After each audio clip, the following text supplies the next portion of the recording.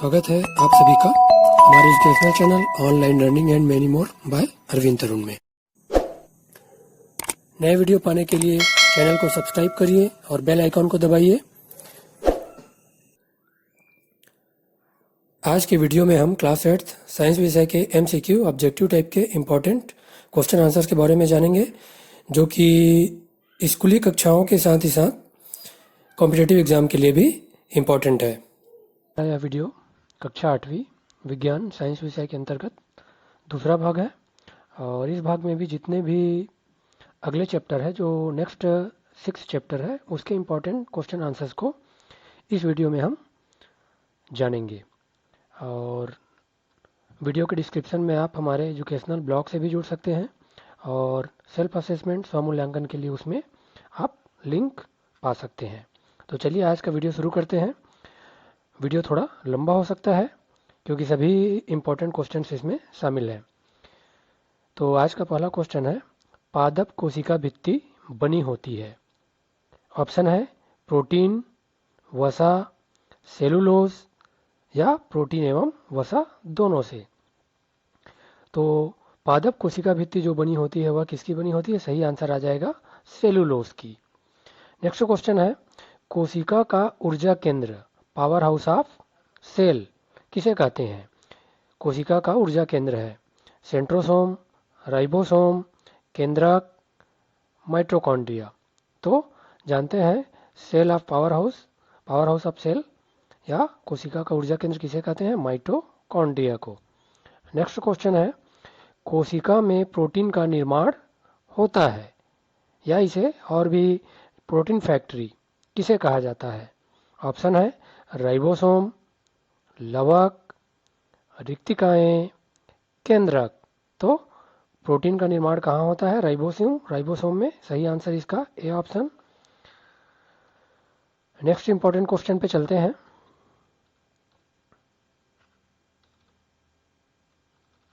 Prokaryotic, हम जानते हैं यूकैरियोटिक और प्रोकैरियोटिक कोशिकाएं होती है, तो ये क्वेश्चन है प्रोकैरियोटिक कोशिका से संबंधित।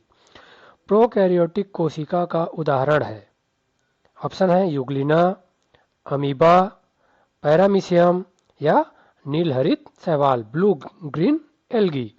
तो सही आंसर आ जाएगा जो ब्लू ग्रीन एल्गी होता है, नीलहरित शैवाल, वह प्रोकैरियोटिक कोशिका का उदाहरण होता है। नेक्स्ट क्वेश्चन है, केंद्रक झिल्ली नहीं पाई जाती। केंद्रक झिल्ली नहीं पाई जाती, किसमें नहीं पाई जाती? ऑप्शन है प्याज की कोशिकाओं में, बैक्टीरिया की कोशिकाओं में, गाल की अंदर की कोशिकाओं में या हाइड्रा की कोशिकाओं में।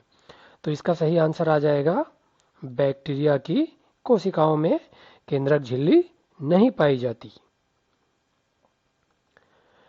नेक्स्ट क्वेश्चन, कोशिका की खोज किसने की? सेल की खोज किसने की? ऑप्शन है रॉबर्ट हुक ने, रॉबर्ट ब्राउन ने, अलेक्जेंडर फ्लेमिंग ने या उपरोक्त में से कोई नहीं। तो अक्सर पूछे जाते हैं विभिन्न परीक्षाओं में, ये प्रतियोगी परीक्षाओं में भी, कोशिका की खोज किसने की? तो सही आंसर आ जाएगा रॉबर्ट हुक ने कोशिका की खोज की। नेक्स्ट क्वेश्चन है, जीवन का भौतिक आधार किसे कहा जाता है? केंद्रक, जीवद्रव्य, राइबोसोम या गोल्गी काय। तो जीवन का भौतिक आधार किसे कहा जाता है? जीवद्रव्य को। सही आंसर इसका। नेक्स्ट क्वेश्चन है, जंतु कोशिका के विभाजन में सहायता करता है। जंतु कोशिका के विभाजन में सहायता कौन करता है? ऑप्शन है जीवद्रव्य, सेंट्रोसोम, रिक्तिका या उपरोक्त में से कोई नहीं। तो इसका सही आंसर आ जाएगा सेंट्रोसोम। सेंट्रोसोम क्या करते हैं? कोशिका के विभाजन में सहायता करते हैं। जब सेल डिवीजन होता है उस समय सेंट्रोसोम इसमें हेल्प करते हैं। नेक्स्ट क्वेश्चन है, फूलों और फलों के रंगों का रंग जो होते हैं इस वर्णक के कारण होते हैं। फूल और फल जो अलग अलग रंगों के होते हैं वे किस वर्णक के कारण होते हैं? ऑप्शन है क्लोरोप्लास्ट, ल्यूकोप्लास्ट या क्रोमोप्लास्ट या अन्य कोई ऑप्शन। तो इसका सही आंसर आ जाएगा क्रोमोप्लास्ट, जो फूल और फल रहते हैं उनके रंग का निर्धारण ये प्लवक होता है, क्रोमोप्लास्ट वो करता है।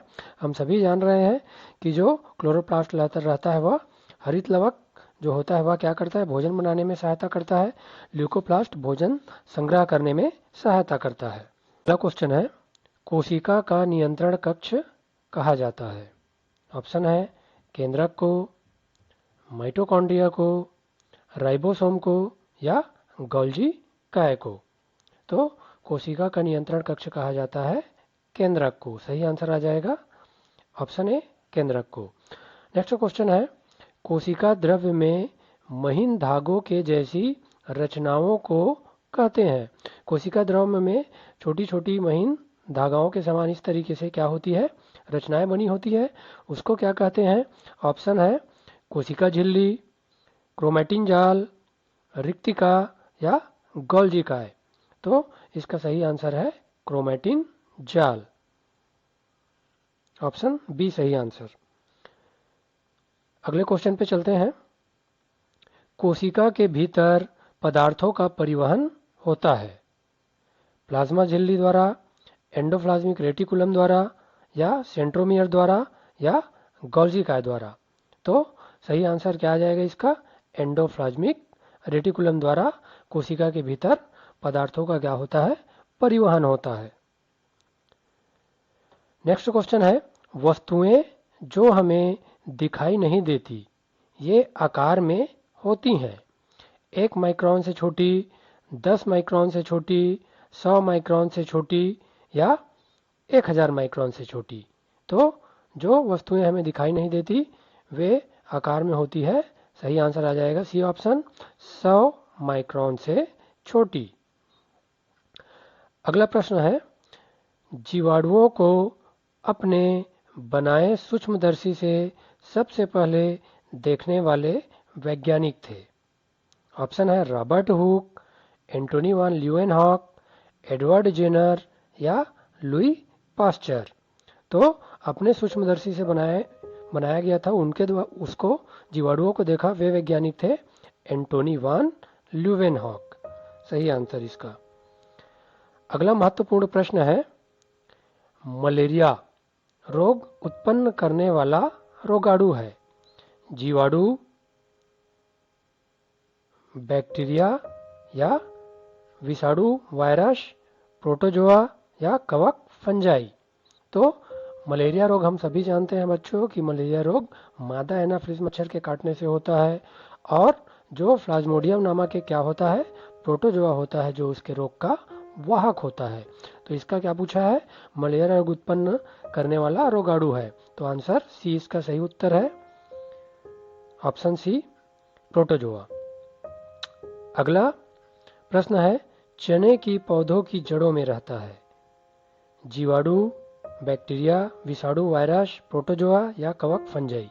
तो जो चने की जड़ों में क्या होता है, हम जान रहे हैं राइजोबियम नामक एक क्या होता है, जीवाणु पाया जाता है, बैक्टीरिया जो नाइट्रोजन, वायुमंडल के नाइट्रोजन का क्या करता है, स्थिरीकरण करने का कार्य करता है। अगला प्रश्न है, कुकुरमुत्ता या मशरूम है एक प्रकार का क्या है, ये जीवाणु, बैक्टीरिया है, विषाणु, वायरस है, प्रोटोजोआ है या कवक या फंजाई है। तो कुकुरमुत्ता या मशरूम क्या है, एक प्रकार का कवक है, फंजाई है। सही आंसर इसका।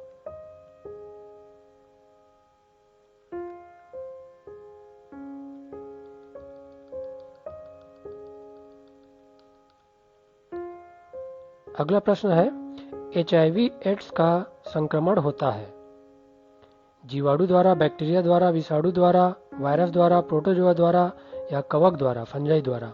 तो HIV एड्स का संक्रमण होता है विषाणु या वायरस द्वारा। नेक्स्ट प्रश्न है, क्लोरेला, स्पाइरोगैरा, क्लेमाइडोमोनास है क्या है, यह शैवाल, एल्गी है, प्रोटोजोआ है, कवक, फंजाई है या जीवाणु या बैक्टीरिया है। तो ये सभी एक प्रकार के क्या है, एल्गी है, शैवाल है। सही आंसर ए। अगला प्रश्न है, मनुष्यों में होने वाले दाद एक प्रकार का रोग होता है का कारण है कवक, फंजाई, जीवाणु, बैक्टीरिया, विषाणु, वायरस या अन्य। तो दाद रोग जो होता है वह किसके कारण होता है? कवक के कारण, फंजाई के कारण।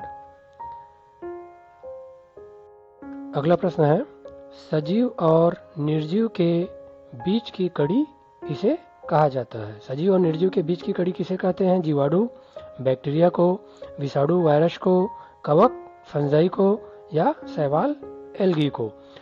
तो हम सभी जान रहे हैं कि जो विषाणु रहते हैं, वायरस जो होते हैं, वे क्या करते हैं? विभिन्न परिस्थितियों में जीवित रह सकते हैं। वे सजीव अवस्था में भी और निर्जीव अवस्था दोनों में रह सकते हैं, इसीलिए उसे सजीव और निर्जीव के बीच की कड़ी कहा जाता है, वायरस विषाणु को। नेक्स्ट प्रश्न है, कांच का अपवर्तनांक होता है? कांच का अपवर्तनांक होता है, कितना होता है? 1.5, 1.3, 2.4 या 1.0। तो इसका सही आंसर आ जाएगा 1.5।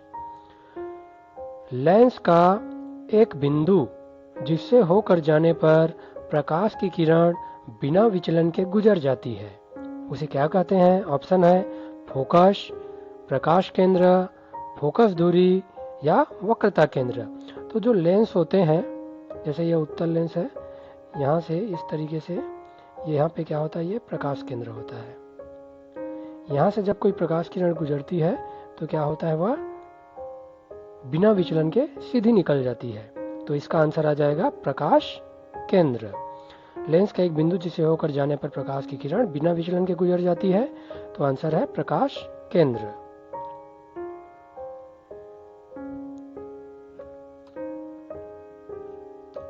नेक्स्ट क्वेश्चन है, जब प्रकाश की किरण एक माध्यम से दूसरे माध्यम में जाती है तो वह अपने पूर्व पथ से विचलित हो जाती है, इसे कहते हैं? एक माध्यम सघन से विरल हो सकता है या विरल से सघन हो सकता है, जो माध्यम है वह। तो इस तरीके से जब जाती है तो वह अपने पूर्व पथ से विचलित हो जाती है, इसे क्या कहते हैं? प्रकाश का परावर्तन, रिफ्लेक्शन, प्रकाश का अनियमित परावर्तन, प्रकाश का अपवर्तन या रिफ्लेक्शन, इनमें से कोई नहीं। तो इस प्रकार से जब विचलन होता है तो उसे कहते हैं प्रकाश का अपवर्तन। और जब प्रकाश की किरण किसी चिकनी सतह से टकराकर एक निश्चित दिशा में वापस लौट जाती है तो उसे कहते हैं प्रकाश का परावर्तन कहते हैं। और मार्ग में अगर विचलन होता है तो उसे कहते हैं प्रकाश का अपवर्तन। अगला प्रश्न है, उत्तल लेंस द्वारा बनने वाले प्रतिबिंब की स्थिति क्या होगी जब वस्तु 2f पर हो? तो वस्तु अगर 2f पर होगी तो ऑप्शन है 2f पर ही बनेगी प्रतिबिंब, f और 2f के बीच बनेगी, या 2f से परे बनेगी, या f पर बनेगी। तो वस्तु जब 2f पर होता है तो प्रतिबिंब भी कहाँ बनता है? 2f पर ही बनता है। अगला प्रश्न है, निकट दृष्टि दोष से पीड़ित या मायोपिया से पीड़ित व्यक्ति के लिए कौन से लेंस का चश्मा प्रयोग किया जाता है? ऑप्शन है अवतल लेंस, उत्तल लेंस, उभयोत्तल लेंस, या इनमें से कोई नहीं। तो निकट दृष्टि दोष से पीड़ित व्यक्ति को क्या करते हैं? उसके लिए अवतल लेंस का उपयोग किया जाता है चश्मे में। अगला प्रश्न है, वीडियो जो है हमारा लंबा हो सकता है और शुरू से आखिरी तक आप सभी ध्यान से देखते रहिए, क्योंकि बहुत ही इंपॉर्टेंट ये सभी क्वेश्चन है कक्षाओं के साथ ही साथ प्रतियोगी परीक्षाओं के लिए भी। तो अगले प्रश्न पे मैं चलता हूँ। पानी में डूबा हुआ वस्तु अपने सतह से थोड़ी ऊपर उठी हुई प्रतीत होती है, इसका कारण होता है? हम जानते हैं कि कोई अगर छड़ डूबा हुआ है तो, या फिर कोई सिक्का डूबा हुआ है पानी में, तो वह अपने सतह से थोड़ा उठा हुआ प्रतीत होता है। इसका कारण क्या होता है? प्रकाश का परावर्तन, प्रकाश का अपवर्तन, प्रकाश का विवर्तन, या अन्य कोई कारण। तो इसका आंसर आ जाएगा प्रकाश का अपवर्तन, सही आंसर, रिफ्रैक्शन ऑफ लाइट। जब प्रकाश की किरण विरल माध्यम से सघन माध्यम में जाती है तो क्या होता है?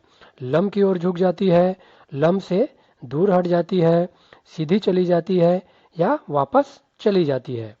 तो यहाँ पे एक माध्यम से विरल माध्यम से सघन माध्यम बोला गया है, अर्थात जब वायु से कांच में जाएगी या वायु से जब पानी में जाएगी। वायु क्या है? एक विरल माध्यम है और कांच जो है सघन माध्यम है। तो इसमें प्रकाश किरण जब जाती है तो क्या होता है? वह लंब की ओर अभिलंब की ओर क्या हो जाती है? झुक जाती है। और यही माध्यम जब पलट दिया जाए, जब सघन से विरल में किया जाए तो वह लंब से क्या हो जाती है? दूर हट जाती है। नेक्स्ट क्वेश्चन है, तो इसका सही आंसर ये है, लंब की ओर झुक जाती है। नेक्स्ट क्वेश्चन पे चलते हैं।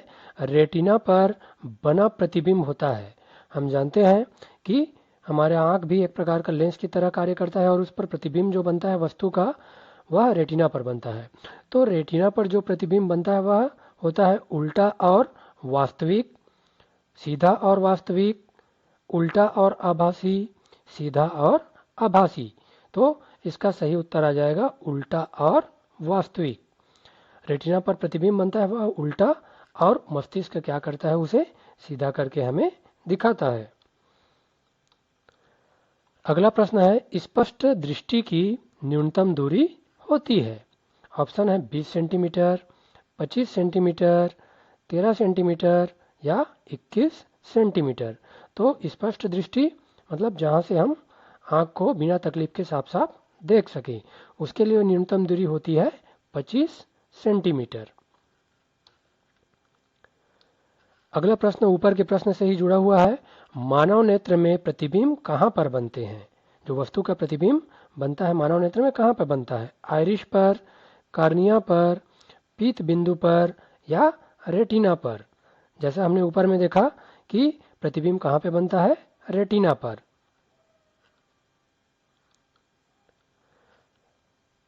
नेक्स्ट क्वेश्चन है, मनुष्य की श्रव्य सीमा होती है। श्रव्य सीमा अर्थात सुनने की सीमा। ऑप्शन है 0 से 20 हर्ट्ज, 20 से 2000 हर्ट्ज, 0 से 20,000 हर्ट्ज या 20 से 20,000 हर्ट्ज। तो मनुष्य की श्रव्य सीमा, सुनने की सीमा कितनी होती है? 20 से 20,000 हर्ट्ज के बीच होती है। नेक्स्ट क्वेश्चन है, ध्वनि संचरण संभव नहीं है। धातु में, पानी में, निर्वात में या हवा में? तो इसका सही आंसर है निर्वात में। निर्वात अर्थात जहां पे हवा भी ना हो वहां पे ध्वनि संचरण संभव नहीं है, क्योंकि ध्वनि के संचरण होने के लिए माध्यम की आवश्यकता होती है। नेक्स्ट प्रश्न है, अगला क्वेश्चन है, स्पष्ट प्रतिध्वनि, इको साउंड जो हमें सुनाई देता है, कहीं हम पहाड़ों पे चले जाते हैं तो आवाज, या कहीं कमरे में अकेले रहते हैं या फिर कमरा खाली हो तो जब हम चिल्लाते हैं, आवाज देते हैं तो उसका हमें प्रतिध्वनि सुनाई देता है। तो यह सुनने के लिए परावर्तक सतह की न्यूनतम दूरी कितनी होनी चाहिए? 11 मीटर, 17 मीटर, 34 मीटर या 50 मीटर? तो प्रतिध्वनि सुनने के लिए न्यूनतम दूरी होना चाहिए ऑप्शन बी सही आंसर 17 मीटर। अगला है, एक दोलन पूर्ण करने में लगे समय को कहते हैं।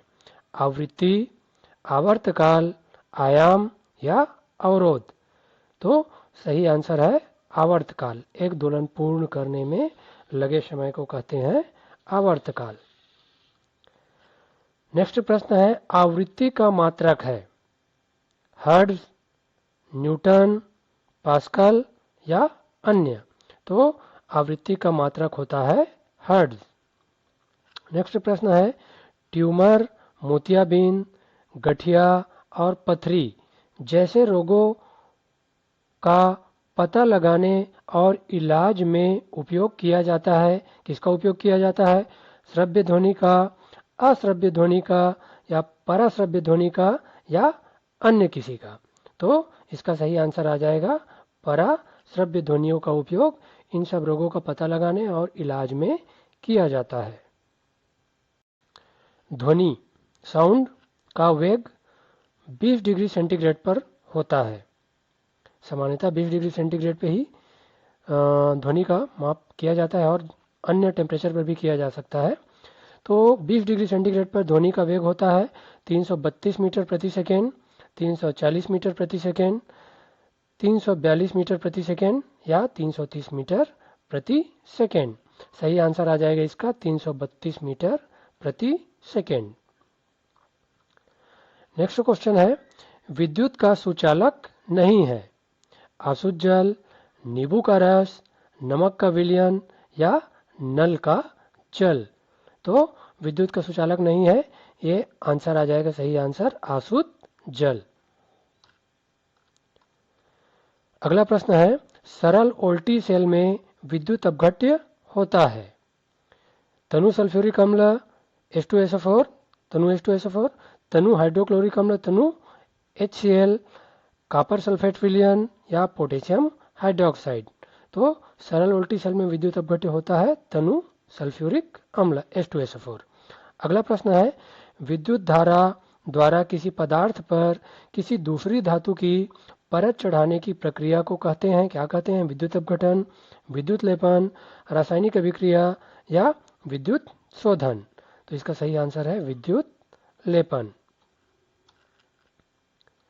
अगला प्रश्न है, टार्च ट्रांजिस्टर रेडियो में उपयोग होने वाला सेल है, ओल्टी सेल, शुष्क सेल, बटन सेल या सौर सेल।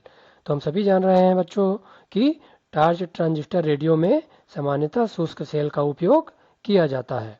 अगला प्रश्न है, वह उपकरण जिसमें विद्युत अपघटन की क्रिया होती है वह है विद्युत सेल, वोल्टामीटर, अमीटर या चुंबकीय सुई।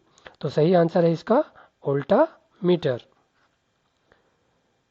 अगला प्रश्न है, निम्न में से अनवीनीकरण स्रोत है, पवन ऊर्जा, पेट्रोलियम, ज्वारीय ऊर्जा या सौर ऊर्जा। अनवीनीकरण अर्थात इसको फिर से नया नहीं किया जा सकता, एक बार समाप्त होने के बाद यह समाप्त होने के बाद फिर से इसको नया नहीं किया जा सकता, ये समाप्त हो सकते हैं। तो सही आंसर आ जाएगा पेट्रोलियम या अनवीनीकरण स्रोत है, जबकि पवन ऊर्जा, ज्वारीय ऊर्जा और सौर ऊर्जा नवीनीकरण स्रोत के अंतर्गत आते हैं। अगला प्रश्न है, भारी वाहनों जैसे बस, ट्रकों में प्रयुक्त ईंधन है पेट्रोल, डीजल, तारपीन, केरोसिन। सही आंसर है डीजल। सौर सेल के ऊर्जा परिवर्तक बने होते हैं एल्यूमिनियम के, कार्बन के, प्लास्टिक के या सिलिकॉन के। तो इसका सही आंसर है सिलिकॉन के। अगला प्रश्न है, बैटरी से प्राप्त होने वाली ऊर्जा है रासायनिक ऊर्जा, ऊष्मीय ऊर्जा, विद्युत ऊर्जा या यांत्रिक ऊर्जा। तो इसका आंसर है सही रासायनिक ऊर्जा। अगला प्रश्न है, पेट्रोलियम का उत्पाद नहीं है, पेट्रोल, केरोसिन, डीजल या बायोडीजल। तो सही आंसर है बायोडीजल। जो पेट्रोल, केरोसिन और डीजल जो है पेट्रोलियम के उत्पाद होते हैं। अगला प्रश्न है, गुजरात का कच्छ की खाड़ी और पश्चिम बंगाल के पूर्वी तट प्रसिद्ध है, किसके कारण प्रसिद्ध है? पवन ऊर्जा के लिए, ज्वारीय ऊर्जा के लिए, नाभिकीय ऊर्जा के लिए या तापीय ऊर्जा के लिए। तो इसका सही आंसर है ज्वारीय ऊर्जा के लिए। अगला प्रश्न है, पूर्णतः स्वदेशी नाभिकीय रिएक्टर स्थित है, तारापुर में, कोटा में, नरोरा में या कलपक्कम में। तो इसका सही आंसर है तारापुर। तारापुर में जो रिएक्टर स्थापित है वह पूर्णतः स्वदेशी है। बाकी स्थानों पर भी रिएक्टर स्थापित है, यहाँ पे पूर्णतः स्वदेशी पूछा गया है और प्रथम भी है यह तारापुर में जो स्थित है। तो आज के जो वीडियो में हमने दूसरे भाग में आज के वीडियो में क्लास 8th के जितने भी इम्पोर्टेंट अगले चैप्टर्स के क्वेश्चन आंसर थे उसके बारे में जाना, और इसके बाद हमारा तीसरा और अंतिम भाग क्लास 8th का वीडियो जल्द ही हम आप सभी के साथ साझा करेंगे। तो ऐसे ही एजुकेशनल वीडियो देखने के लिए आप सभी हमारे चैनल के साथ जुड़े रहिए। साथ ही चैनल को लाइक, शेयर और सब्सक्राइब करिए। आप सभी का बहुत बहुत धन्यवाद। Thank you.